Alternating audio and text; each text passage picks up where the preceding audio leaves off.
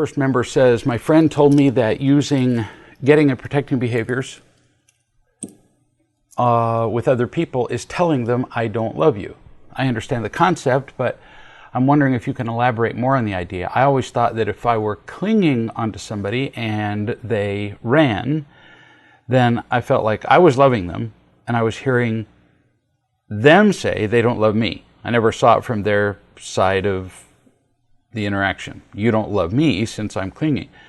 So I want to hear some more about the matter. Really simple to understand. What do all the getting and protecting behaviors say? I lie to protect whom? Me. I try to get praise for whom? Me. I cling to get something for whom? Me. Getting and protecting behaviors are simply symptoms of the root problem of everything. My pain. And while I'm in pain, who am I thinking about? Me. So while I'm in pain, can I be unconditionally caring about you? No. So whether I mean to or not, I hear this pretty much every day. Well, I didn't mean to communicate that. Well, I didn't mean to wreck the car. I didn't mean to get drunk. I didn't mean to be mean, but we were. So it's about becoming more aware of what we do. And then we can begin to make choices about how we want to behave in the future. But we've got to see it. If we're doing any of those things, lying, attacking, running, clinging, we're saying, I don't love you. Now, we're also begging for love, but both messages are deadly to the other person. They're deadly to us too, because we're asking people to give us love who don't have it. We're saying, I don't love you, which is a poisonous message even to our own souls as we speak it. Next member says, thank you for emphasizing trust, that we need to trust the process of real love and trust that everyone in real love is doing the best they can as they're growing. Most people have never fully trusted or truly trusted anybody, nor have they even in their defense had anyone that they felt they could trust completely. This ends really badly because without trust, we don't learn anything. We don't ever feel connected to somebody. So how do you do this? You start by trusting one person. You can't just walk out of your house one day and go, I trust the world. Doesn't work. And you use the term trust the process. A process is too emotionally neutral, too impersonal, too disconnected.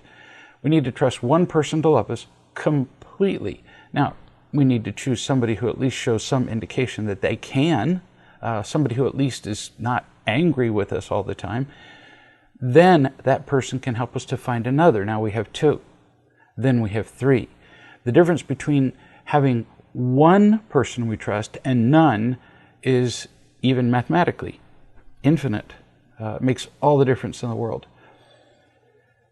Gradually, we can learn to trust lots of people, that we're all doing the best that we can to love each other.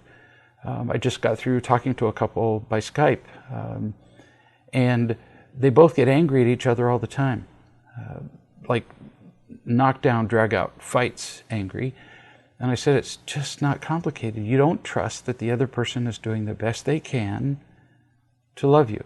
And then, of course, they each vigorously, vociferously point out the mistakes of the other person. Yeah, I got that. We'll just stipulate that your partner is making all the mistakes you say, and they're still doing their best. So you can't ask somebody to do more than their best. You can't ask a first grader to solve complicated trigonometric problems unless they're, unusually bright. You wouldn't expect that because it's not reasonable. They got to start in the beginning with addition, subtraction. They have to go through those painful, I don't know if they have them anymore, flashcards. They probably don't. And then eventually we can trust many people. We can trust God. Trust is everything. So, yeah, I emphasize it because it's critical. Until people trust me as I'm teaching them. I can't teach them anything. I recognize the absolute futility of it and sometimes point it out to them. Until you make a choice to trust me, you can hear my words, but I'm really not going to make a difference in your life. Some people will then object. Well, you want something from me. That's why you want me to trust you. Oh, no, just hang up the phone and I'll prove that I don't need you to do anything for me. But we all have trust. Have to pick somebody. And I'm simply willing to be the first person that somebody trusts in lots of cases, which is pretty difficult because when we've lived without trust all of our lives, what do? Fight, resist, defend, kick, scream, argue, change the subject. So sticking with somebody until they learn to trust the first time is no easy deal. And that's what it means to be a wise man or a wise woman. A couple came for an intervention. Now this is longer than most conversations that I'll discuss in a video chat, but it contains a lot of useful materials. We're going to give it a shot, an experiment. You could always send me feedback and go, too long, don't want to hear it. Maria and Seth. And he arrived really pretty emotionally shut down, completely in his head, completely intellectual. When he asked questions, they were intellectual questions. When he heard the answers, he heard them intellectually. Completely created a world in his mind. And that's very understandable because if we have experienced nothing but pain when we've connected with our emotions, well, then going up into our heads is relatively safe because we can create essentially a virtual world there, almost like playing our own little video game, really.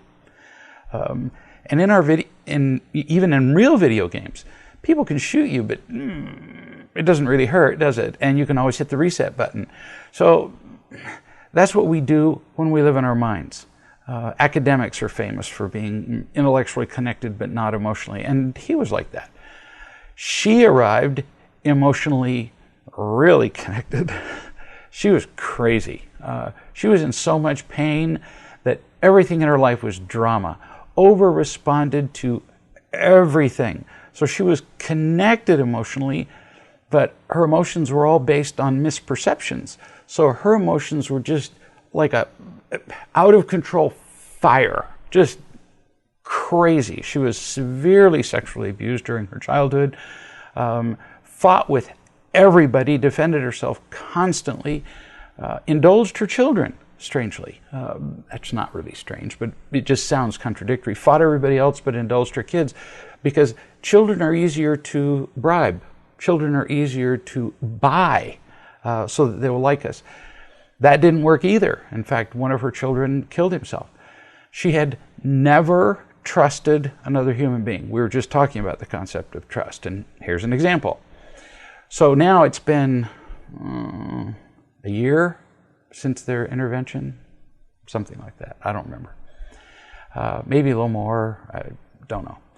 He wrote and he said this: I just want to run tonight's incident by you to see if I have any blind spots in what happened. So, remarkable. You're already more open than you've ever been before because you're asking for feedback, which is something you didn't used to do. He's describing his grandson, their grandson. And he says, the grandson was over Saturday evening, and Maria, his wife, told Susie, her daughter and the mother of the child, that she had to be there by 5 o'clock on Sunday to pick up the grandchild. Maria also told her, Susie, that she could use Maria's laptop to buy herself some shoes since Susie doesn't have internet at home, if she uses her own credit card. So Maria had scheduled a real love call with somebody for when Susie was going to leave, so like by around 5:30. So Susie comes in at 5:40, 40 minutes late, walks in, says hello, sits down at Maria's computer. Now this is all still the man talking, Maria's husband. And Maria said, oh, well, you're late, and I'm using the computer, so you can't use the computer, and you can't stay because I've got a call.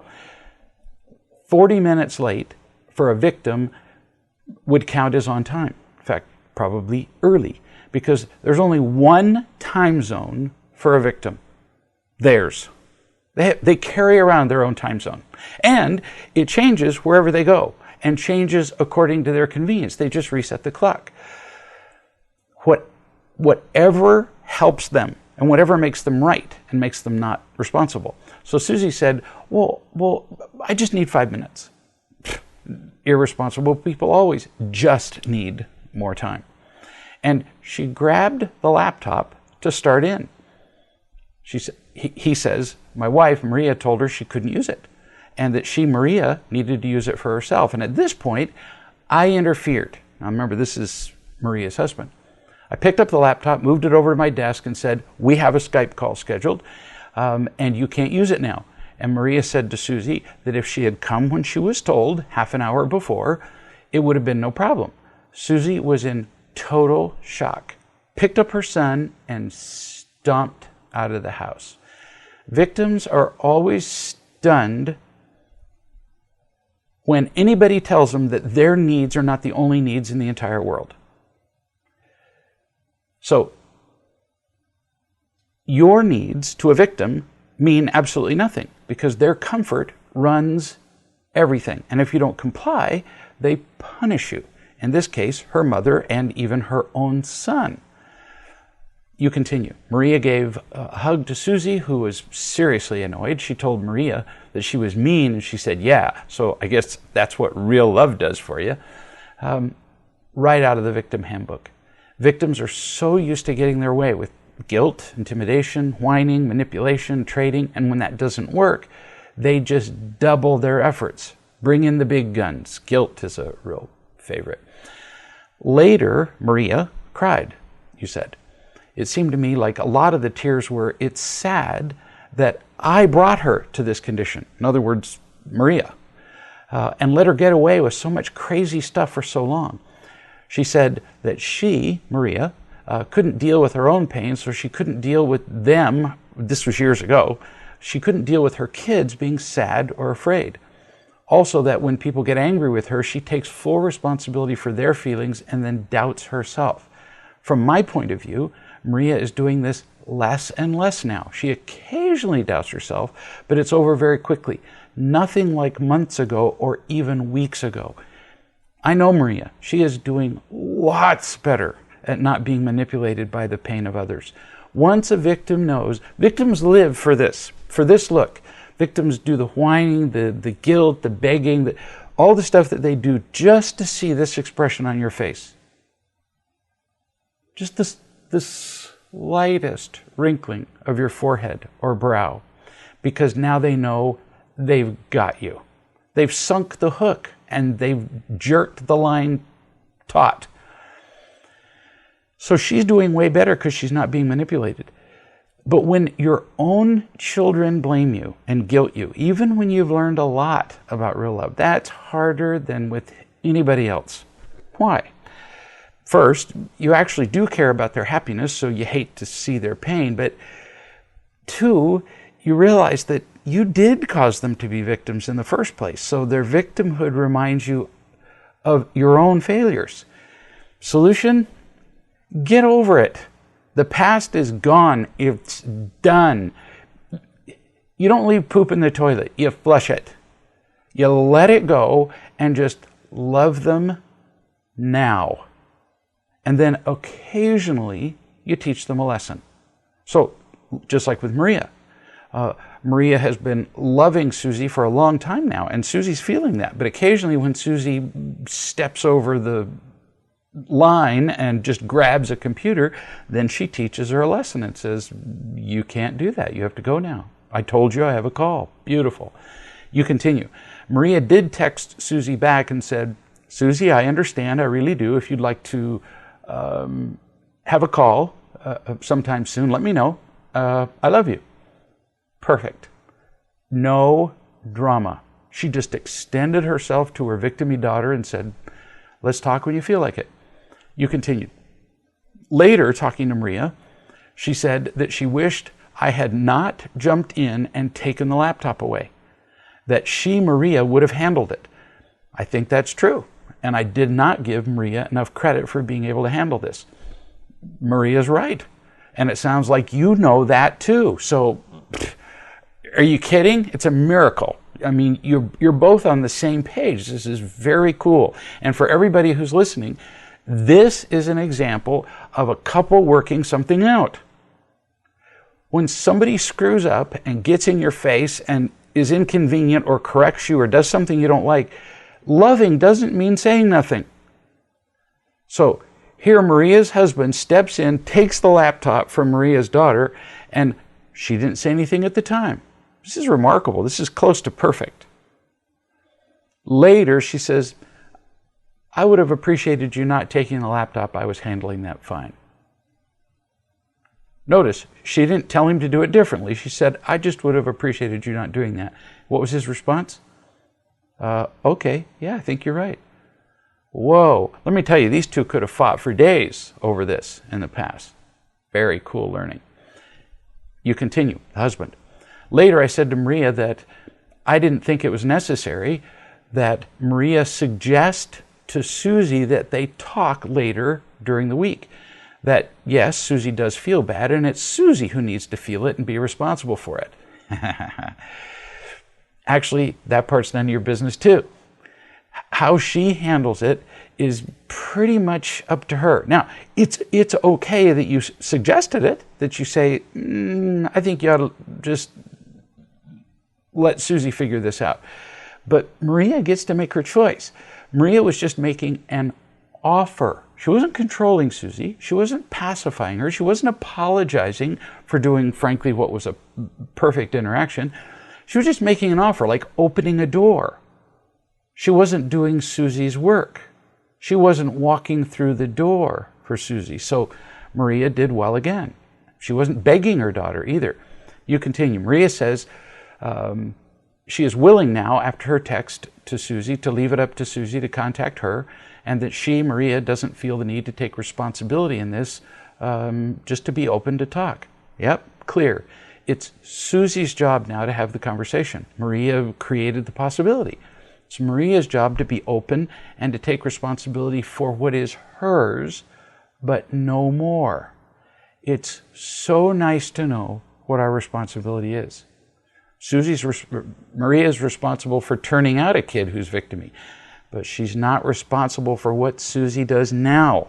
She's only responsible for loving her and, on occasion, teaching her. You continue. Also, responsibility for years of not loving Susie, yet no longer willing to relate in an unhealthy way or to continue in an unhealthy way.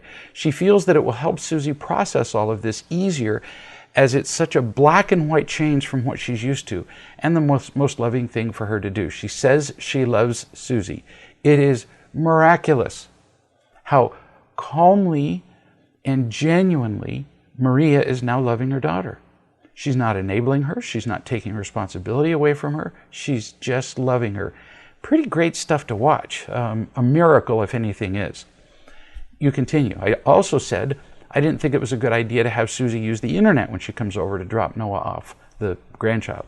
Yes, Susie does not have an internet of her own, but how's that relating to us when she sits in our living room, doesn't talk to us, and just uses the internet? Maria has no problem with her using the internet and said that it's very harsh to disallow it, that she's not on it all the time, Susie, when she's over. And then you ask me, what do you think, Greg? As it is, it seems like dependency. Well, it is a kind of dependency because Susie's depending on her mother for internet usage. But that's pretty small. I'd let my neighbor use my internet. I mean, if he came over and asked to use it. So that's a pretty dinky dependency. And if my neighbor said, look, I'm not going to have internet for a month. Can I come over once a day for a month? I'd go, sure. So this is little stuff. If it were me, it's not, but you asked my opinion. Yeah, I'd let her use the internet at my house. I'd limit how much time she could use it. I wouldn't let her come over and play video games or computer games for 16 hours a day, but it doesn't sound like she's doing that anyway. I'd tell her what time she has to be at the house by, and then if she can't abide by the rules, then no internet, which is pretty much what Maria did. Pretty good. You said, do you see anything else I could have done or said better? Anything Maria could have done or said better? You know, this is about as close to perfect as an interaction gets. This is amazing. The only thing I'd change is just don't interfere with Maria handling this. And if Maria feels like letting Susie use the internet, trust her. She's doing very well with her daughter, and she's improved dramatically over the last year. So I wouldn't fuss over itty-bitty little issues. Perfect. You said, I feel good about the interaction, but there's some sadness. My grandson and I had great fun today. I know he'll be affected by this. And the ride home in the car with Susie while she's being a victim. Well, yeah, of course there's some sadness. Susie's not a responsible or loving person, and she will have an effect on your grandson. Now, I know that's sad, but you can't stop that. It's Susie's child. I know, your grandchild, but parents have the most say over their children by far. When my children come over and I see something that I think, well, I wouldn't have done it quite that way, that thought lasts for about a microsecond. Because, you know, I had my shot at raising my kids, and they're doing a better job raising their kids overall than I did. So you think I'm going to bring up one thing that I think they could do better? Nah, pretty much no. In fact, if you do try to influence how Susie raises your grandson, Susie is either going to make sure you don't see your grandson, or she's going to hold you hostage with your fears that your grandson is being hurt. In other words, if you do that again, I will do blank. I will take it out on the grandchild. So stay out of it. Regarding myself, you again, here's what I'm noticing. Before the intervention, it didn't feel safe for me to be authentic, if that meant going against Maria's wishes. It almost felt like living with a minefield that had hair trigger bombs hidden all around. This was actually familiar territory for me, since this is how it was with my parents. I learned how to sense dangerous territory and emotionally disconnect rather than risk another nuclear explosion. Oh, you are so right on every count. Your perception's brilliant. Maria would hold you hostage with her anger, much like Susie did, or tried to do with Maria and used to do in the past. And I know Maria pretty well. She can be quite a fire-breathing tiger. I remember this, and you would not have dared cross her for fear of, well, frankly, losing your life. And you're brilliant to associate that with being primed by your parents. You were taught by your parents not to express yourself, because if you did, you'd be killed. And so what did you do? You married a woman who did the same thing. You'd think we wouldn't marry what we hated. We don't think that much. We marry what we're familiar with. But she's really changed a lot. You're right, she's not pretending. One day I was talking with Maria on Skype, and Donna walked by, and she said, wow, what a different tone of voice, which is one thing that people can't often fake. They can say the right words, but the tone of voice, I listen to that way more than I do to the words. I was just talking on the phone a couple of hours ago with a man, and he was bemoaning the fact that he wasn't growing faster. And I said, oh, you're way too hard on yourself.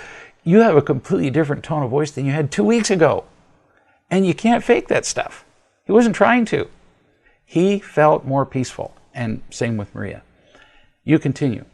This is all a thing of the ancient past. I can't even remember the last time that Maria blamed me or had a fit. That's a miracle. I mean, Maria used to blame you and have fits every 30 seconds. Now, she seems very safe, you say. My own emotions can now come out. It's now safe for me to get upset or mad or express my opinion like I just described to you that I did with her. I can finally connect with all my emotions. I can't tell you how happy I am for you. You already had a history of not being able to express yourself. You were afraid to. Maria made it worse. who knew that now she would be a significant means of your healing old wounds for you? For you to come out of your head and actually connect to your emotions. This is just so cool. And this is how a marriage works out. In most cases, one person has to change first. In this case, Maria did. It had to be her. She was the one. She would just beat up on you emotionally every day. There was no way that you could connect with your feelings while you were being assassinated daily or more often. So she changed, then the other person can. Regarding Maria, you say, she now has the ability to be authentic with her daughter and everybody else in a way I could hardly dream I would ever see. She's been willing to talk with some people in real love that are considered hard to get through to, and she's been able to find the truth and say it brilliantly. I agree. I've seen her do this with people, considered virtually impossible. You continue. I remember I used to write to you and basically I was saying, please tell Maria she is wrong. Yes, I remember. Now I just want to tell you and everybody, do not underestimate this woman. She has a lot of clarity. She was the most wonderful person in the world. She's authentic. She's interested in the truth more than feeling comfortable. She's deeply emotional. She's willing to feel her own pain in order to discover what she's doing to make herself upset. Though, honestly, that doesn't happen very much anymore. It is a miracle. I wish everybody listening could get a feel for how cool this is.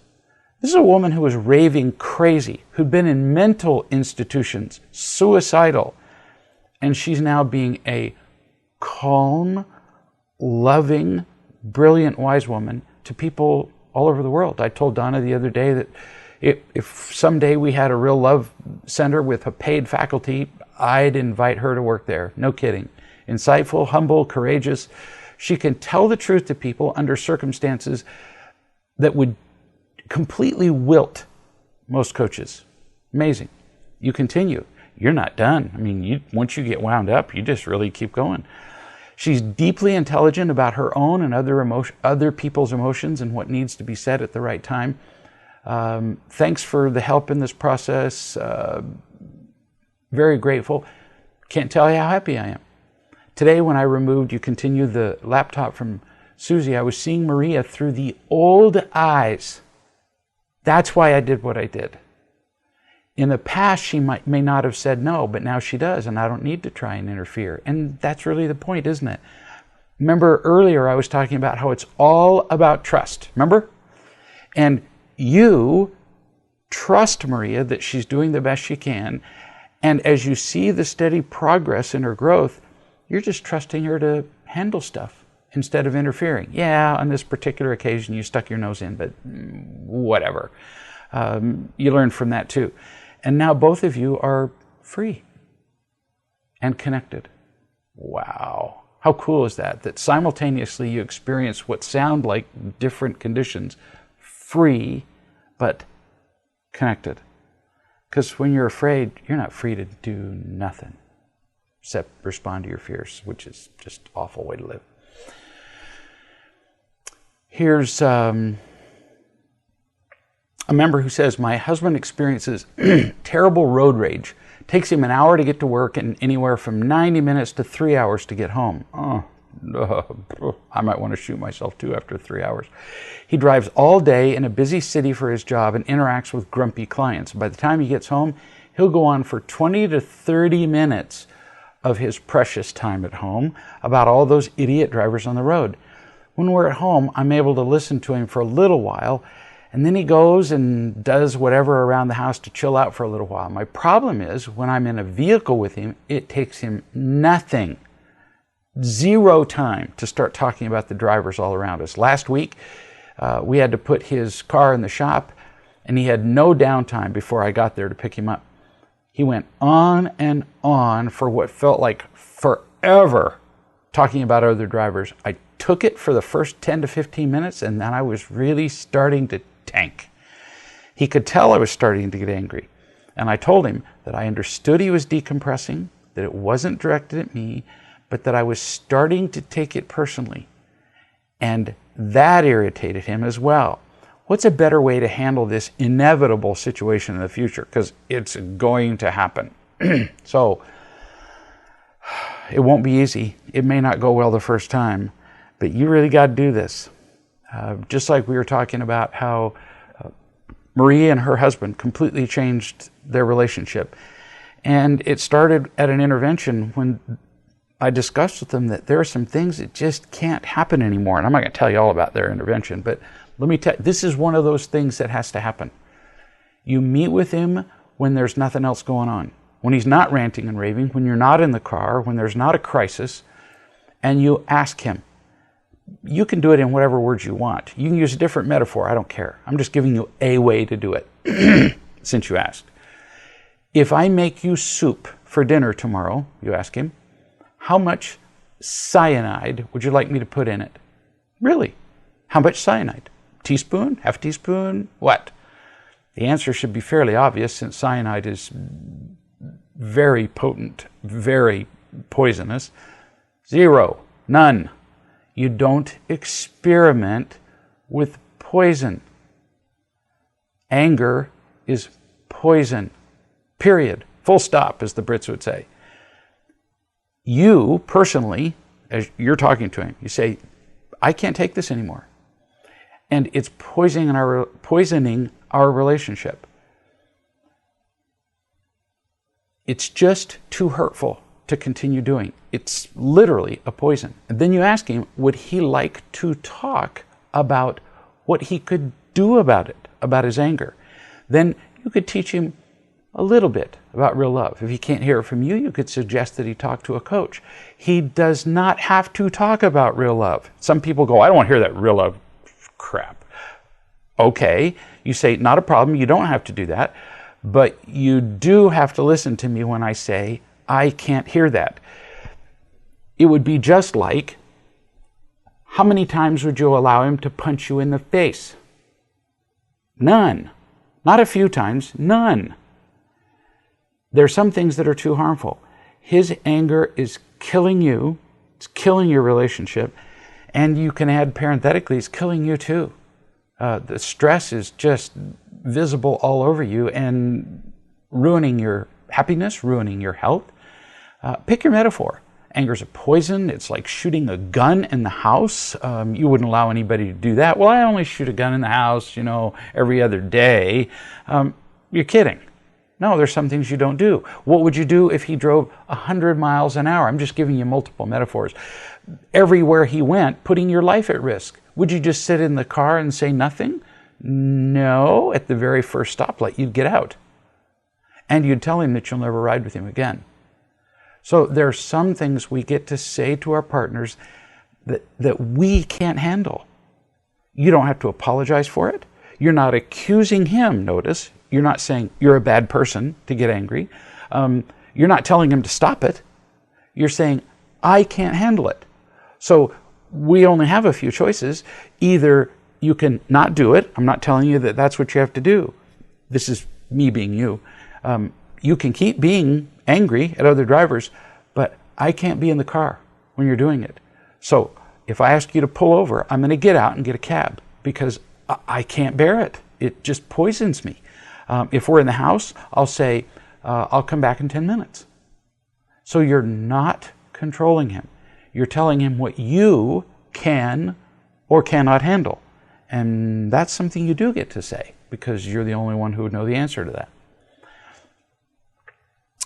This member says, I have a brother who's 12 years younger than I. He'll be 25 this Saturday. He has Asperger's, but he's highly functioning.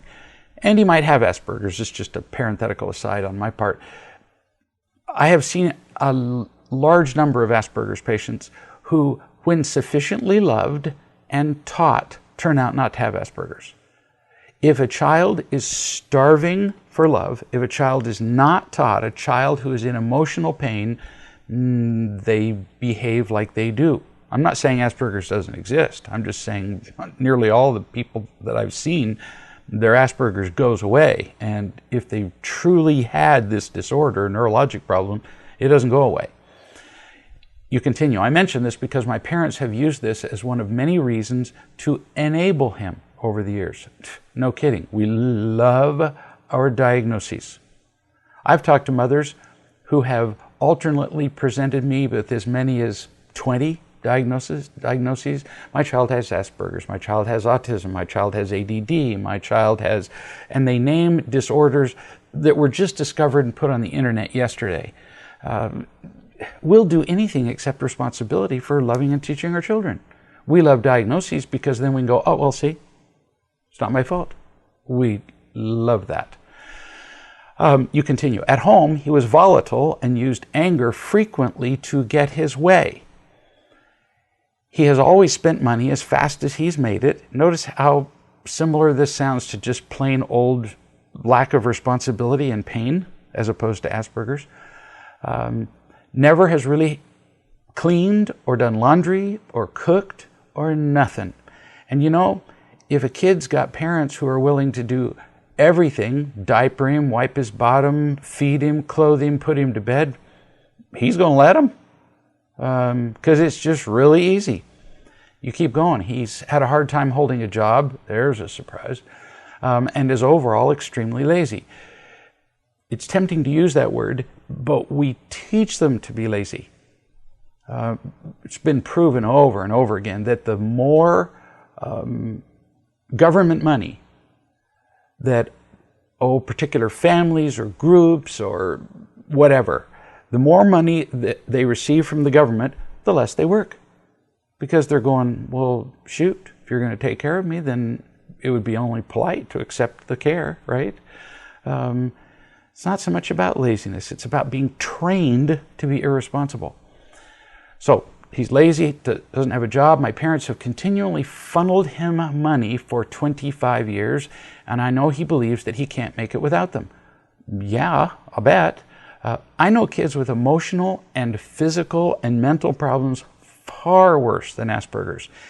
And if they're not enabled, if they're not crippled by the parents, they can be amazingly independent. I mentioned for probably the second time in half a year the story of Temple Grandin, who genuinely has had autism, was born with it, was going to be institutionalized. And her mother said, nope. I'm going to teach her. I'm going to love her and teach her to be responsible, teach her to be independent. And the lady's now a professor and travels around the world and speaks about animal husbandry and autism. So it sounds like some people have tried with your brother, but this kid has learned his laziness. You said, our parents moved to Mexico close to 2 years ago. That's one way out. And I know that they have some unspoken expectations that I am to take their place when it comes to my brother. Oh, honey, it wouldn't surprise me if one reason they moved, perhaps the primary reason they moved, was precisely to get away from the responsibility. And who better to hand it to than you, right? Because you're now old enough that, well, you're a mature adult. Surely you should be able to take care of the kid, except he's not your kid. You said 2 months ago, my brother broke up with his girlfriend of 3 years. See, this is amazing because I hear this all the time. Can't keep a job, lazy, can't clean his room, doesn't do his laundry, doesn't eat, but he has a girlfriend. So responsible enough to have sex, have a girlfriend live with him, but not responsible enough to do his own dishes. Anybody finding something wrong with this picture? And the girlfriend was the responsible one of the two of them. So she's gone. My parents told my brother to call me and ask if I would co-sign his lease for him. I spoke with my parents and my dad proceeded to try and use guilt. He said they would never let the rent go unpaid.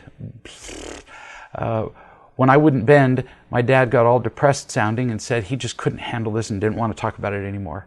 So, do you see how your brother got to be this way? Do you see why they moved? No matter what, though, he's not your responsibility. You can see where your brother learned to manipulate people. Everybody in the family was using and trading, and it was a mess. Almost immediately, when my brother broke up with his girlfriend, he had another one, like in 2 days. A woman that he saved from an abusive marriage. So He can't wash the dishes, but he's saving people. She, in turn, is verbally abusive to him all the time. At this point, I can't be around this because I tank instantly. It's difficult to hear anyone talk to my brother the way she does. She doesn't work, and she's on disability. Two completely irresponsible people, then, who manipulate everybody around them, including each other, through anger. So guess how long this is going to last?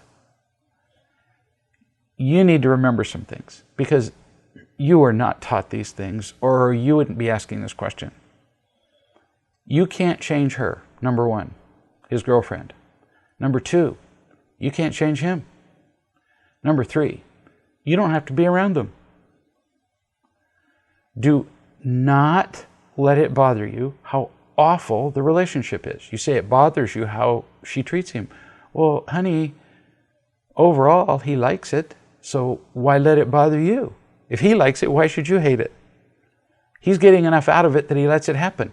Until your brother's ready to learn, he's going to keep doing this, very possibly, more like probably, all of his life. I know, he's your brother and you care about him, but that's really fairly irrelevant. He's old enough to make his own decisions. Now, he wasn't equipped to make his own decisions. His parents have crippled him, but until he asks you for help, you can't help. You can't do what you can't do. You say, my brother also has a neighbor living with him. Sorry. Sometimes it gets so funny that if it were in a soap opera, nobody would believe it. So he can't wash the dishes, but he has a girlfriend and a neighbor's living with him. The neighbor promises to look for work, but I'm frustrated, there you are, frustrated again when he's not, that my brother is easily taken advantage of because he desperately wants to be liked. It's not your job to manage his life, sweetie. You're his sister, not his mom. And it's not your job to teach him unless he asks. So you've got to lose the frustration. Really, people say, well, I can't just lose my frustration. Yeah, you really can. Because frustration is always based on a lie. Always. You believe there's something you should be doing. Nope. You believe there's something you can be doing. Nope. You believe that you can change this. Nope, you can't. So when you realize you can't, gone is the frustration. I am not frustrated when it rains because there's nothing I can do about it. Now, if I'm having a picnic, I may pack it up in the car and go someplace else, or I may choose to have the picnic in the rain, assuming I'm not eating sandwiches. But frustrated? Nope, because I have no control over it. I control over how I respond to it, whether I'm frustrated by it. You say, Nick, my brother, has a hard time keeping a job. I'll bet. If he can't do his own dishes at home, employing him would be tough. And the other day he sent me a Facebook message. I'm about to be homeless. I'm hoping that they give us a month to find a new place. Wow, that is really great victim stuff. My husband, Chris, suggested that we come up with a contract for Nick if he ever ended up in a situation where he may need to live with us briefly. I'm sorry. I'm actually trying to keep a straight face as I read this. You said, live with us briefly. There's no way that's going to happen. He'll live with you for the rest of his life if he gets a chance. Sorry, I just had to say something. I think this is mandatory, the contract, because of what I've seen of his behavior over many years. What do you think of the contract? How long should he live here if he becomes homeless? And then those of you who are listening would almost have to see the contract to believe it. I'm going to read little bits of it. There are 22 clauses to the contract. Really. $200 rent due by the 3rd of each month. It's mandatory that he either work or be actively seeking work Monday through Friday, 8 through 5. If he's not out the door by 8 a.m. Monday, there's a $25 penalty. Can only be in the house when Chris and I are home. Food only allowed in the kitchen or the dining room.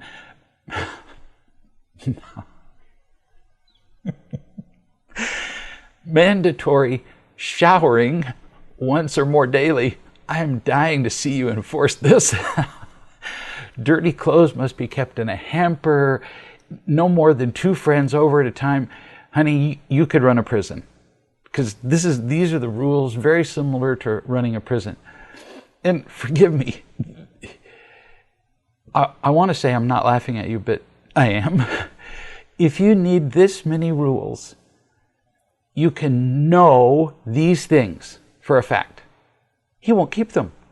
If you have to come up with 22 rules for somebody to live in your house, they will not keep them.